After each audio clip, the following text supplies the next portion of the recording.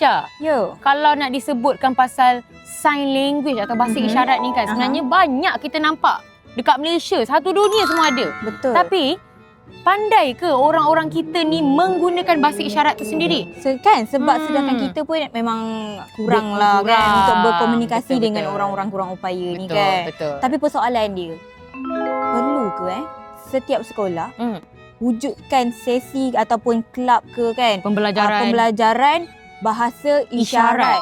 Sebab benda ni penting sebenarnya sebab wujud orang-orang macam ni untuk Betul, kita betul. berkomunikasi.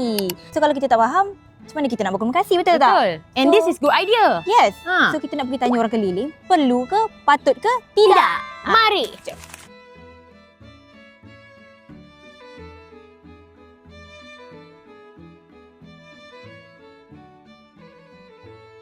Okay, hi guys. Hari ni saya bersama dengan abang. Siapa nama? Nama saya Jimmy. Syaz. Nabil. Fira. Imran. Saya Izul. Okay, Jimmy tahu tak sekarang ni kita memang dekat Malaysia ni kita banyaklah ada orang-orang kurang upaya seperti orang peka, orang bisu dan sebagainya. Okay, tapi sehari ni topik yang kita nak borak adalah topik tentang bahasa isyarat. Okay, berarti cakap bahasa isyarat tak? Ataupun sign language ke apa-apa? Sign language, saya tak reti tapi teringin nak belajar. Okay, faham. Awak rasa patut tak sign language ni diajar di sekolah? Ataupun kita ada buka satu subjek lah untuk budak-budak ni belajar dari awal? Saya rasa sign language ni kena ada. Okay, kenapa kena ada?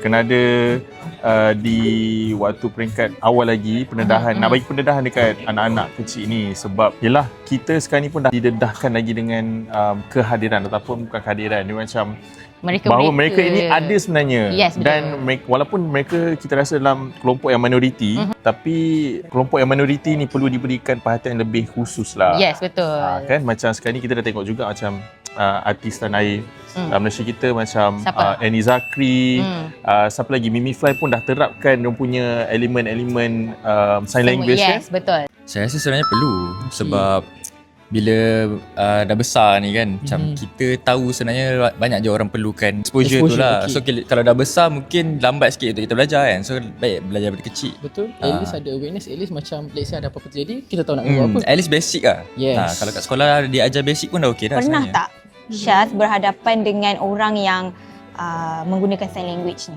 So far tak pernah. Okay. Kalau pernah pun macam sekadar dekat public places yang kita perlu bagi isyarat yang mudah. Macam nak bercakap, berkomunikasi in depth tu tak ada lah. Tapi kalau Syaz berhadapan tu, adakah Syaz akan cuba untuk Yes, try? kalau boleh cubalah. Sebab macam kita akan sedaya upaya cuba. Kalau kita tak mampu buat sign language, mungkin kita akan type guna phone kan? je. Sebab itu ataupun je yang kita cakap. mampu Ya, kan? tapi kita akan treat sehabis boleh lah. Saya tak pernah ada. Okay. Tapi kalau sign language yang contohnya macam melibatkan benda-benda yang saya tak boleh nak cakap, Aha. kan adalah sign language kita sendiri yang kita keluarkan. Okay, apa dia tu? Oh, Contoh. makan jap toilet. Oh, macam tu. 5 minit. Oh, faham. Okey, tapi kalau contoh andai katalah awak akan berhadapan dengan orang yang mungkin macam dia nak minta tolong awak ni. Tapi awak je ada kat situ dan dia menggunakan sign language. Apa awak akan buat? Saya akan tolonglah, cubalah tolong dia. Cubalah, mungkin Kita macam akan cubalah membantu dia kan, because mesti there must be some reason, there must be a reason why dia aim dekat kita untuk gunakan sign language untuk kita macam fokus on me, tolong. Yes, betul. Dan lagi pun kita sekarang dah ada banyak kemudahan kan. Kita ada phone. Jadi mungkin kalau kita tak dapat nak bercakap dengan dia guna sign language, kita bolehlah mungkin suruh dia type ke apa ke. Asalkan betul. kita dapat membantu mereka. Ya, betul. Kan? Kalau macam I tak faham, I keluarkan phone. Tulis. Betul. Kalau diberi peluang untuk belajar sign language, adakah awak akan ambil ataupun tak apa? Saya akan belajar lah. Belajar. Yelah, sebab At least sikit lah, at least. basic lah, something untuk kita tahu Orang kan. tanya toilet tu kat mana, saya tahu lah. Tak adalah good. Lepas ni pun good. Ya. Okay, so at least macam apa benda kita belajar tu pun kita boleh pass kat member, Betul. pass kat anak-anak one day kan. Sebab yelah, education is for everyone. Education must win. Kalau saya diberi peluang untuk belajar sign language, saya nak. Sebab saya teringin nak faham. Kadang-kadang pernah tengok tak dekat TV kan? kat bawah tu ada box Yang tu, orang yang buat sign language tu. berita. Berita tu. So saya selalu tak faham diorang buat apa. Betul, So, dah lepas laju pula belajar, tu. Ya betul. Kalau belajar maybe saya boleh faham lepas ni.